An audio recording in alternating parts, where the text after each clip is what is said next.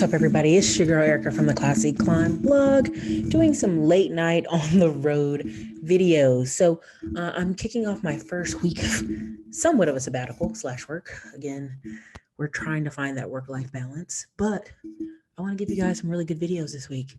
So I'm working with my staff, and I got some recordings and my microphone on the road, on the go. And I want to start this first one with "You're Not Switzerland." Let me say that again. You're not Switzerland. A fable that many people try to tell themselves is that they will remain neutral. They'll be neutral in conversations. They'll be neutral in political situations. They'll be neutral in friendship arguments. They'll be neutral. I have no dog in the fight. I'm just a good with everybody. There's no such thing as a neutral person. This is something you'll also find in marriages and relationships, dating. So a lot of people try to go, well, I'm not arguing with you. I'm just trying to chill. And these aren't realistic expectations. You are not Switzerland. You are not Jimmy Neutron. You aren't neutral. Making no choice is making a choice. And I want you, as those of you who are, exploring some of the courses over there at Explosive Networking and a couple other courses we put over in the bundle for the secret pack over there for Black Friday, many of you are going to say, man, Erica, you're asking me to go meet a lot of people, go to a lot of events, completely change up my schedule. What about my friends? What about my family? And something I want you to really evaluate is, who are you categorizing as friends or associates? I want you understand who calls and checks up on you. Now, again, people say, Erica, during COVID, how dare you expect people from their busy lives with their kids and working from home and the pandemic to always be calling and checking on you? That's not what I mean. I mean friends and family who have a mindfulness to occasionally text you. If you're always the texter in the relationship, flag. If you're always tracking them down to talk with them, flag. You have to understand that person may not truly be a friend. That person may just be an associate. But thinking you can remain neutral when people show you who they are is delusional. My biggest thing I want you guys to pull from any of these courses or any of these classes is to make a decision. Making a decision frees you from this endless, unlimited tossing and turning, this second guessing yourself. Well, what if I do this, or what if I do that? Making a decision allows you to walk down that path. And if that path doesn't work, you can turn around. A lot of what I hear on the internet is a huge, sweeping noise in the background of fear. Well, if I date this single mom, or if I date this single dad, or if I date this other guy, just every single video I'm watching out here is a massive fear fest. And I want you to understand, I'm not neutral. I want you to be afraid of what will happen to you if you don't take action. A lot of you think, well, I'm just going to sit here and think on it, Erica. I'm going to read more books. I'm going to sit and just meditate and think on it and think on it. And we'll wake up a year from now and you'll be in the same exact place. You'll be more well-read, of course, more books on your belt, but you'll still be in the same place. Now, I'm going to leave that there for neutral. Number 2 is habits. What habits are you consistently building? Oh, Erica, no. You're either growing or you're declining. And this is something people don't want to talk about. There's a book that's like 21-day habit. There's another book that's like 90-day habit, right? It takes time to change your habits. It takes time for you to even see there is a need. One of the biggest things people talk about is the pain of change and the pain of remaining the same. When the pain of remaining the same is so excruciating, then people go, well, you know what? Change might not be so bad. I see this in our properties in Detroit. I see this in our properties in Cleveland. It's just so bad in some areas. People finally are like, yeah, maybe I need to move. Maybe I need to go get a new job. When they're laying people off for the 500th time at the factory, maybe I should get a different skill. Maybe I should pursue a different career.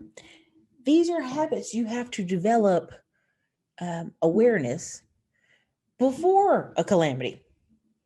Before. Okay. Number 3, education. A lot of people are saying, Erica, I don't want to get overwhelmed. I don't want to be absorbing too much. And this comes from you not training your brain. We train our brain to learn whole video games, whole projects, uh, new phones, new laptops, new TVs, Netflix, how to work, all kind of stuff. But when we start talking about reading and writing and improving ourselves, oh man, Erica, it's too much. Too many courses, too much information. And really it's not too much information. It's you haven't made a decision. Again, your habits have led you to get out of whack, or you've purchased too many courses and now you haven't made a decision. Make a decision. You aren't neutral. You are not Switzerland. You have to at some point here make a decision. Number 4, taking breaks. As a person who struggles with this, but also understands the vitalness of it, if you don't take a break, your body will take a break for you. There have been times where I've come home and I said, I'm going to 2 more meetings, sat on the couch and slept to the next day. That is clearly my body telling me it is time to take a nap. I've upped my training with my trainer from 2 days a week to 4. I've changed several habits of what's inside the house, what's at the office, what's in the office refrigerator. I've learned that if I don't take a break from the current habit I'm having, I will continue to be in this hamster wheel, right? Even now, I had to force myself to book my vacation. And I still have my laptop. I still have this microphone here with me. Why? Because we have a habit of working, right? We have a habit of creating. We have a habit of thinking our best thoughts and our best mind set when we are on vacation or we're taking a break. But breaks are necessary. There's several books on rest, on why sleep is important, and a lot of the book Heck to the Hustle, to the Hell with the Hustle, Stephen Bethke. A lot of people celebrated for years the hustle, hustle, hustle mentality, the go, go, go culture. And what's happened is this cough, cough virus has allowed us to reset ourselves, expectations, how the flow of the house should be, the flow of family. It's allowed us to take a break. Right. And for some of y'all, you're not taking a break. Some of y'all, you're stuck with kids and you're still working from home. I still encourage you to figure out how to get a fall vacation in there. Number 5, resetting goals, resetting the target. Give me a second.